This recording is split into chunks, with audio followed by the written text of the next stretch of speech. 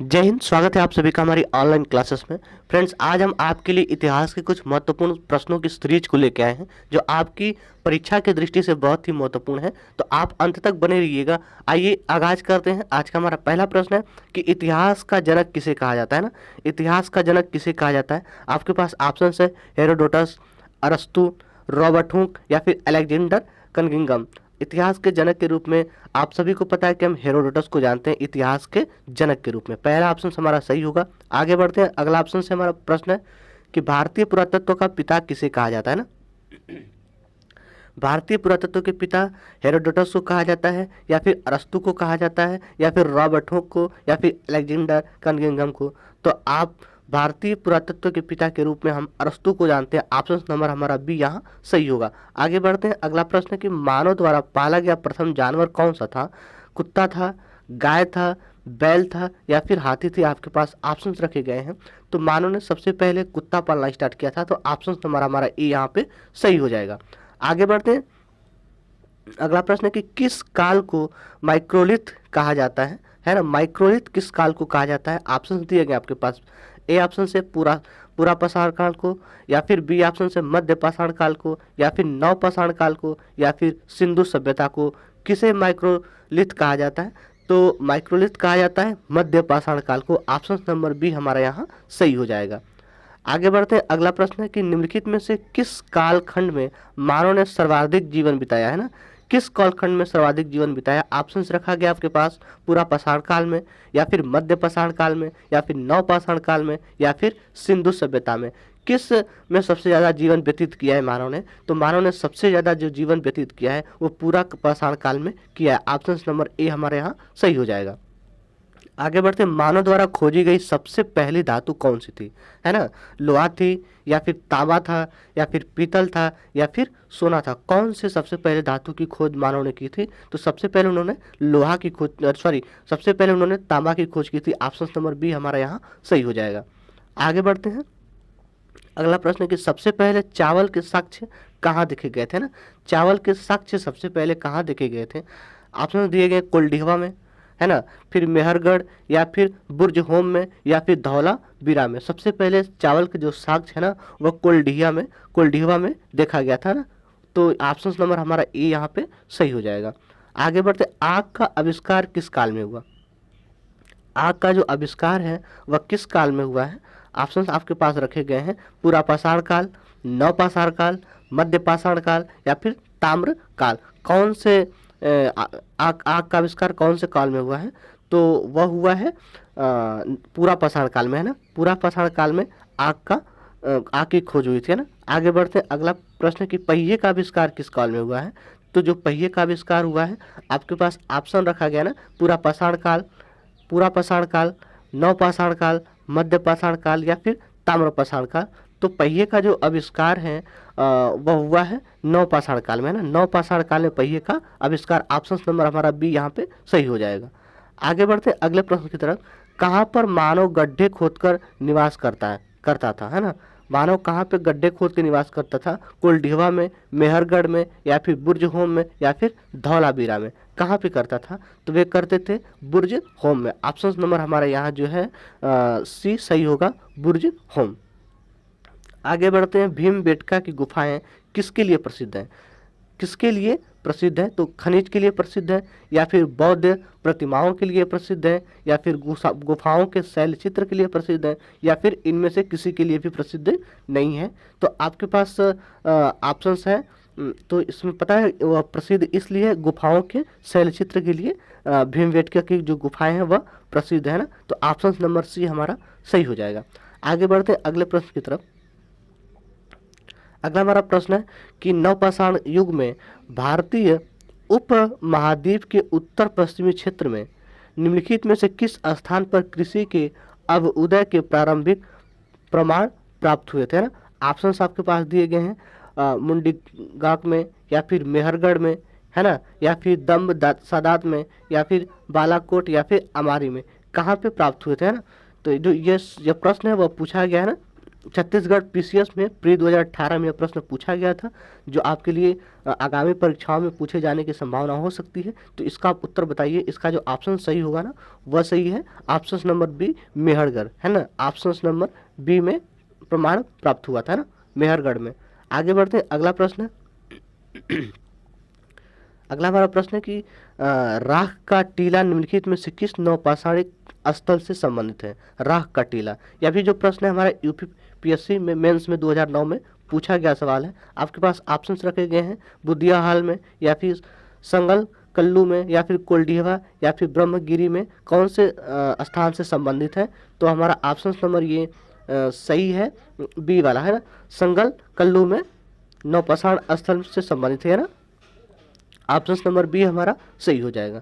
आगे बढ़ते हैं, अगला हमारा प्रश्न है कि भीम बेटका किसके लिए प्रसिद्ध है। भीम बेटका किसके लिए प्रसिद्ध है। गुफाओं के शैल चित्र के लिए, या फिर खनिज के लिए, या फिर बौद्ध प्रतिमाओं के लिए, या फिर सोन नदी के उपागम स्थल के लिए। यह जो सवाल है एमपीपीसीएस में प्री में 2004 में पूछा गया सवाल है ना। तो इसका जो उत्तर होगा आप लोग बताइए कौन सा होगा।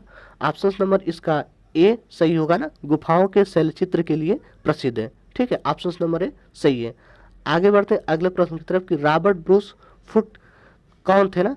भूगर्भ वैज्ञानिक थे, या फिर पुरातत्वविद थे, या फिर पूरा वनस्पति शास्त्री थे, या फिर इतिहासकार थे। ये जो सवाल है यूपी लोअर में पूछा गया था ना, सन 2015 में प्री में पूछा गया सवाल है। ऑप्शन इसका कौन सा सही होगा। तो ऑप्शन नंबर ए इसका सही है, भूगर्भ वैज्ञानिक थे रॉबर्ट ब्रूस। ठीक है, आगे बढ़ते हैं अगले प्रश्न की सीरीज की तरफ। भारतीय उप महाद्वीप में कृषि के प्राचीनतम साक्ष्य कहाँ प्राप्त हुए थे। तो ऑप्शन दिए गए ब्रह्मगिरी में, या फिर बुर्ज होम में, या फिर कोल्डिहवा, या फिर मेहरगढ़ में। कहाँ पे प्राप्त हुए थे। तो आपका ये ऑप्शन नंबर सी सही, डी सही होने वाला है, मेहरगढ़, है ना। यह यूपीपीसीएस मेंस में सन 2000 में पूछा गया सवाल से। इसका ऑप्शन नंबर डी सही होगा, मेहरगढ़। ठीक है, इसमें पूछा गया सवाल है। जो भी यूपीपीएससी या फिर किसी भी पीएससी में एग्जाम्स में पूछे गए सवाल हैं उन्हें हमने अटेंड किया हुआ है, लिया हुआ है। तो आप ध्यान से प्रश्नों को पढ़िएगा। ठीक है, आगे बढ़ते हैं, अगला हमारा प्रश्न है जो यूपी आरओ में पूछा गया सवाल है ना। ऑप्शन है कि हड्डी से निर्मित आभूषण भारत के मध्य पाषाण काल के संदर्भ में प्राप्त हुए थे ना। कहाँ पे प्राप्त हुए थे। सराय नहर राय से, या फिर मदाहा से, या फिर लेखिया से, या फिर चोपनी मंडो से। कहाँ से प्राप्त किए गए थे। तो यह प्राप्त जो हुआ था यह हुआ था मदाहा से, है ना। मदाहा से। ऑप्शन नंबर हमारा बी जो है यह सही है। आगे बढ़ते हैं, अगला प्रश्न है कि निम्नलिखित में से किसको चालकोलिथिक युग भी कहा जाता है ना। यह भी जो सवाल है बिहार पीएससी में पूछा गया सवाल है। ऑप्शन दिया गया है पूरा पाषाण युग, नवपाषाण युग, या फिर ताम्रपाषाण युग, या फिर लौह युग। कौन सा ऑप्शन सही होने वाला है। तो इसका जो ऑप्शन नंबर सी है वह सही होने वाला है, ताम्रपाषाण युग। आगे बढ़ते हैं, अगला प्रश्न है कि कोपेनहेग संग्रहालय की सामग्री में पाषाण, कांस्य और लौह युग का त्रियुगी विभाजन किया गया था ना। यह भी यूपीपीएससी में प्री में पूछा गया सवाल है। था ऑप्शन आपके पास दिया गया है, थॉमसन ने, या फिर लुबॉक ने, या फिर टेलर ने, या फिर चाइल्ड ने, है ना। कह रहा है कि कोपेनहेग संग्रहालय की सामग्री में पाषाण, कांस्य और लौह युग का त्रियुगीय विभाजन किसने किया था। तो आपका जो ऑप्शन नंबर ए है वह सही होने वाला है, थॉमसन ने किया था। ठीक है, आगे बढ़ते हैं, अगला प्रश्न है कि भारत में किस शैलाश्रय से सर्वाधिक चित्र प्राप्त हुआ है। किस घगरिया से, या फिर भीमबेटका से, या फिर लेखाहिया से, या फिर आदमगढ़ से। यह सवाल जो है यूपीपीएससी के प्री में पूछा गया सवाल है। ऑप्शन नंबर इसका कौन सा सही होने वाला है। ऑप्शन बी सही होगा, भीमबेटका, है ना। भीमबेटका में सबसे ज़्यादा शैलाश्रय सर्वाधिक चित्र प्राप्त हुआ है। ऑप्शन नंबर बी सही है, भीमबेटका। आगे एक ही कब्र में 3 मानव कंकाल निकले हैं, है ना। कहाँ पे। सराय नहर राय से, या फिर दमदमा से, या फिर मदाहा से, या फिर लंगनाज से। कहाँ से निकले हुए हैं। तो इसका ऑप्शन बी सही है, दमदमा से, है ना। ऑप्शन नंबर बी यहाँ सही है। आगे बढ़ते हैं, अगला प्रश्न है कि निम्न में से कौन सा स्थल प्रागैतिहासिक चित्रकला के लिए प्रसिद्ध है। यह सवाल जो है उत्तराखंड यूडीएल एलडीए में पूछा गया है और यूपीपीएससी में भी पूछा गया है। सवाल है निम्नलिखित में से कौन सा स्थल प्रागैतिहासिक चित्रकला के लिए प्रसिद्ध है? अजंता प्रसिद्ध है, भीमबेटका प्रसिद्ध है, या फिर बाग प्रसिद्ध है, या फिर अमरावती प्रसिद्ध है? कौन सा प्रसिद्ध होने वाला है? ऑप्शन नंबर हमारा यहाँ इसका जो है बी सही है, भीमबेटका, है ना। आगे बढ़ते हैं, भीमबेटका की गुफाएं कहाँ स्थित हैं? है ना, यह भी सवाल यूपीपीएससी के प्री में पूछा गया है। भीमबेटका की गुफाएं कहाँ स्थित है? भोपाल में, पंचमढ़ी में, सिंगरौली में, या फिर अब्दुल्लाहगंज रायसेन में? कहाँ पे स्थित है? तो यह स्थित है अब्दुल्लाहगंज रायसेन में अवस्थित है ना भीमबेटका की गुफाएं। अगला प्रश्न है, उस स्थान का नाम बताइए जहाँ से प्राचीनतम अस्थायी जीवन के प्रमाण मिले, है ना। धौलावीरा, या फिर किले गुल मोहम्मद, या फिर कालीबंगा में, या फिर मेहरगढ़ में? कहाँ पे मिले हुए हैं? तो जो प्राचीनतम अस्थायी जीवन के प्रमाण जो मिले हैं वह मिले हुए हैं मेहरगढ़ से, है ना। मेहरगढ़ से मिले हुए। ऑप्शन नंबर डी सही है, डी वाला ऑप्शन सही है। आगे बढ़ते हैं, भारतीय पुरातत्व सर्वेक्षण निम्नलिखित विभागों मंत्रालयों में से किसका संलग्न कार्यालय है? संस्कृति का, पर्यटन का, विज्ञान और प्रौद्योगिकी का, या फिर मानव संसाधन विकास का? किसका संलग्न कार्यालय है? तो वह कार्यालय है संस्कृति का, है। ऑप्शन नंबर ए हमारे यहाँ सही होने वाला है। आगे, राष्ट्रीय मानव संग्रहालय कहाँ पर स्थित है? ऑप्शन दिए गए गुवाहाटी, या फिर बस्तर, भोपाल, या फिर चेन्नई? कहाँ अवस्थित है?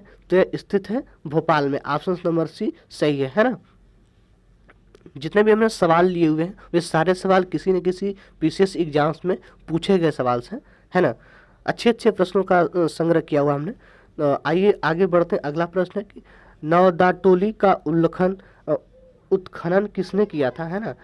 ऑप्शंस दिए गए हैं केडी वाजपेयी ने, या फिर बीएस वांकड़ ने, या फिर एचडी सांकलिया ने, या फिर मार्टिमर विलर ने? किसने नवदाटोली का उत्खनन किया था?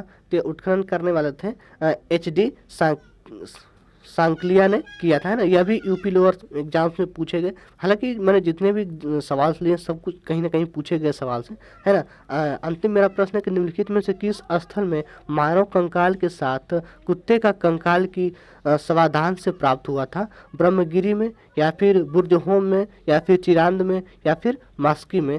है ना। कहाँ पे पूछे गए थे? तो यह ऑप्शन नंबर बी सही होगा, बुर्ज होम। ऑप्शन बी सही है ना।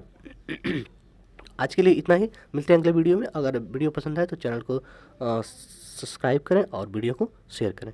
धन्यवाद।